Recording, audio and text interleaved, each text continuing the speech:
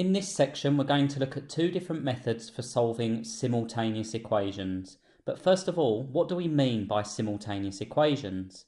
Let's take an example. 5x plus 3y equals 51. And we're going to call that equation 1. And then we're going to take a second equation, 2x minus 3y equals minus 2. And we're going to call that equation 2. Now, when we talk about simultaneous equations, what we're referring to is that there will be a unique pairing of x and y that make equation 1 true, but the same set of unique values that make equation 1 true will also make equation 2 true if they are simultaneous equations. So when we resolve simultaneous equations, we will find values of x and y that can be inputted into equation 1 to make equation 1 true. But those exact same values for x and y can be input into equation 2, and equation 2 will also be true. So there are two different methods of solving these. We can solve them by elimination, or we can solve them by substitution. And in this first video, we're going to look at solving simultaneous equations by elimination. When we solve simultaneous equations by elimination, we're taking two equations, equation 1 and equation 2. Equation 1 has two unknowns, and equation 2 has two unknowns. Equation 1 has the unknowns x and y, and equation 2 also has the unknowns x and y. What we're going to do is we're going to combine these two equations to eliminate either all terms involving x or all terms involving y to leave us a new equation, one equation with one unknown. So if we inspect the two equations we've got here, what we notice is that in equation 1 we've got plus 3y, and in equation 2 we've got minus 3y.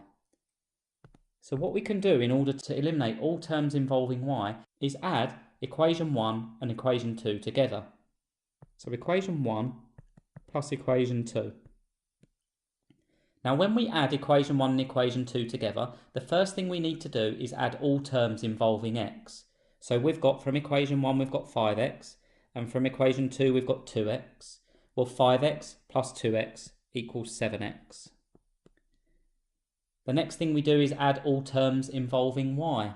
And in equation 1 we've got plus 3y, and in equation 2 we've got minus 3y. If we add plus 3y and minus 3y together, they cancel each other out. Plus 3 minus 3 is 0. Now I could write in my new equation 7x plus 0, but I don't need to do that. The reason being is 7x plus 0 is just the same as 7x. The next step then is to add the right side of our equation, or all terms involving neither x nor y. We've got 51 plus minus 2, which is the same as 51 minus 2. And that gives us 49. What we're left with now is a simple linear equation with one unknown. 7x equals 49. And we're going to call that new equation, equation 3. Well, 7x equals 49. In order to get x on its own from equation 3, all I need to do is divide each side of that equation by 7. Dividing the left side by 7, I get 7x divided by 7 is just x. And the right hand side, 49 divided by 7, which is 7. So x is 7, and x will be 7 in both equation 1 and equation 2. It's the value of x that will make both of those equations true simultaneously. So the next step is to find our value for y. Well, we can either use equation 1 or equation 2 in order to determine our value for y. So I'm going to use equation 1. Equation 1 tells us that 5 times x plus 3 times y equals 51. But we now know that x equals 7. So 5 times 7, which is the value for x, plus 3y equals 51. Now 5 times 7 is 35, so we can rewrite that as 35 plus 3y equals 51. Now hopefully you've noticed that what we've got here is a simple linear equation, so we can solve this in the normal way. And the next step, if we're trying to get y on its own, is to subtract or strip away anything that doesn't contain a y. So we're going to subtract 35 from each side to get rid of that 35 on the left hand side. 35 plus 3y minus 35 just leaves us 3y on the left-hand side. And 51 minus 35 is 16. The final step then, to get y on its own, at the moment we've got 3 lots of y, so the final step is to divide by 3 each side. If we divide 3y by 3, we get y, and if we divide 16 by 3, we get 5.3 recurring.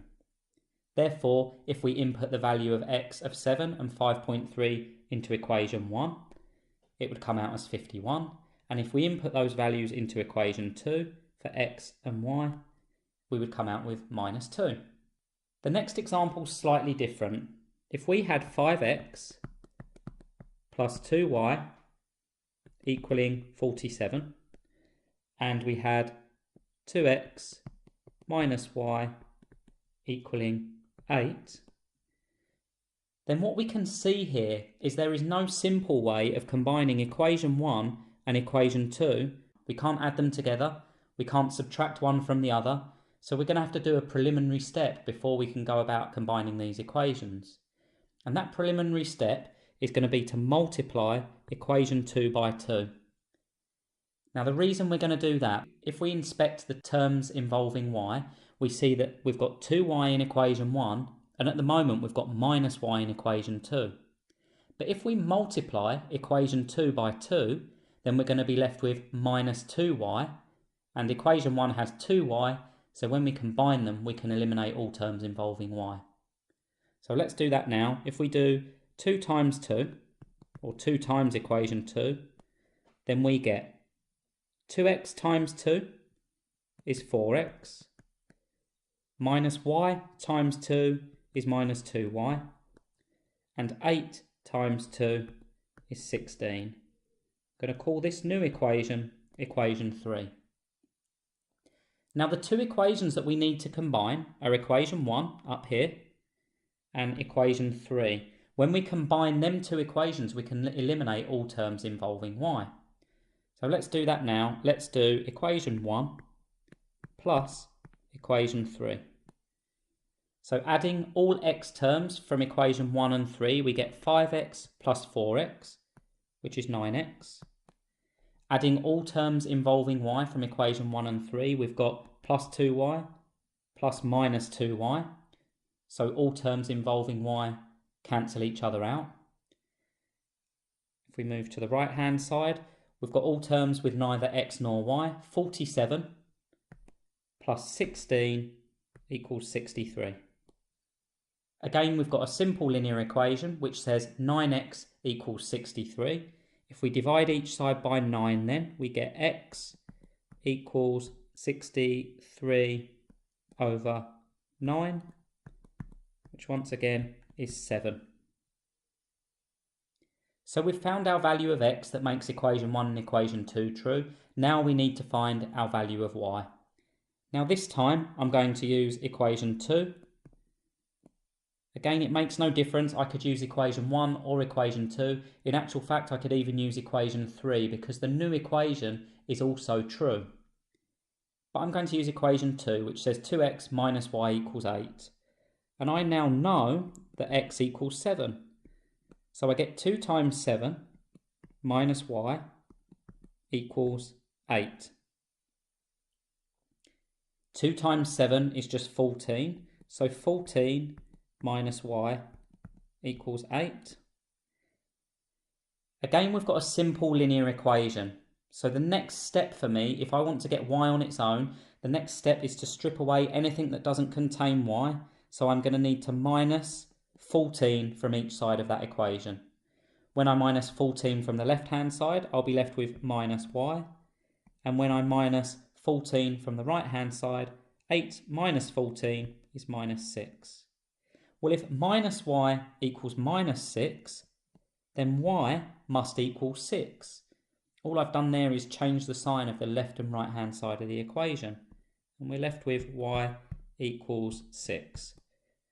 So for both equation 1 and equation 2, using x equals 7 and y equals 6 in both equations would yield the answers that we see on the right hand side here.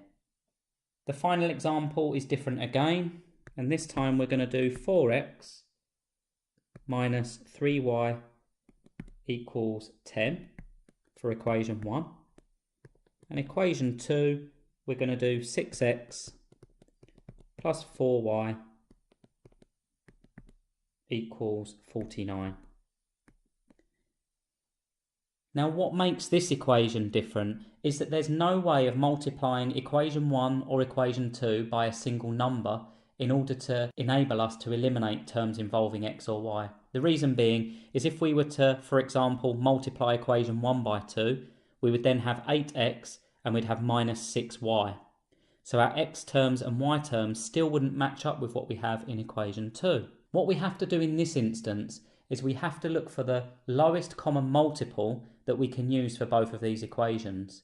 So we're looking for something we can multiply 4x by and something we can multiply 6x by until we're going to get a common multiple. I'll show you an example and this should become a little bit clearer. If we were to multiply equation 1 by 3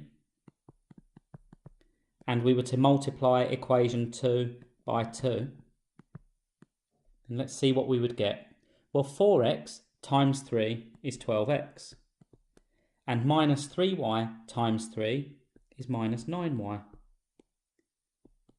10 times 3 is 30. This new equation we're going to call equation 3. Next we're going to do 2 times equation 2. Well, 2 times 6x is 12x.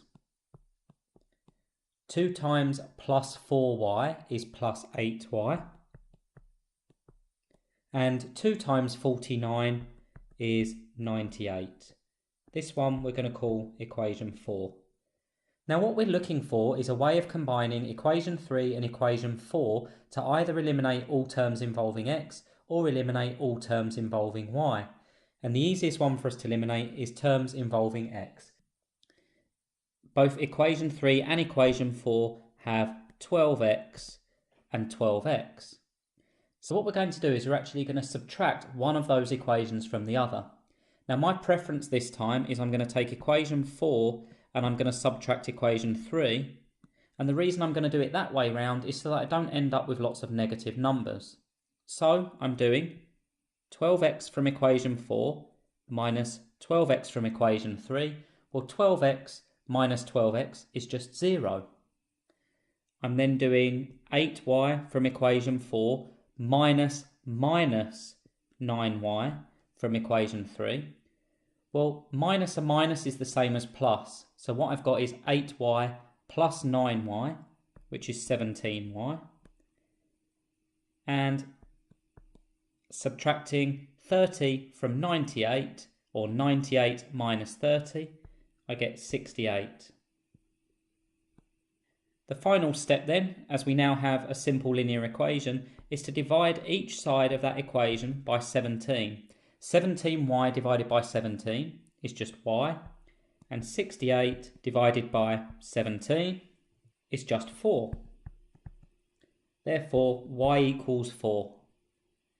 The final step then is to find our value of x. So this time we've found y first, and now we're going to work back over and find x. I'm going to use equation 1.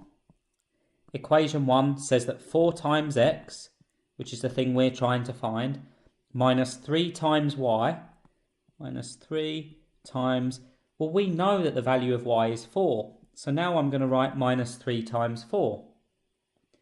And that equals 10. So all I've done is substitute in the value for y. Let's simplify. We get 4x minus 12 equals 10. So if I want to get x on its own, first of all I need to strip away all terms that don't contain x, and there I'm referring to this minus 12 here. So my next step is to add 12 to each side, and in doing so I'm going to get 4x equals 22. And then to get x on its own, I need to divide each side of that by 4. So I'm going to be left with x equals 22 over 4, which this time is 5.5. Therefore, x equals 5.5, and y equals 4. And that will make equation 1 true, inputting those values of x and y. And it will also make equation 2 true if we input the same values of x and y here.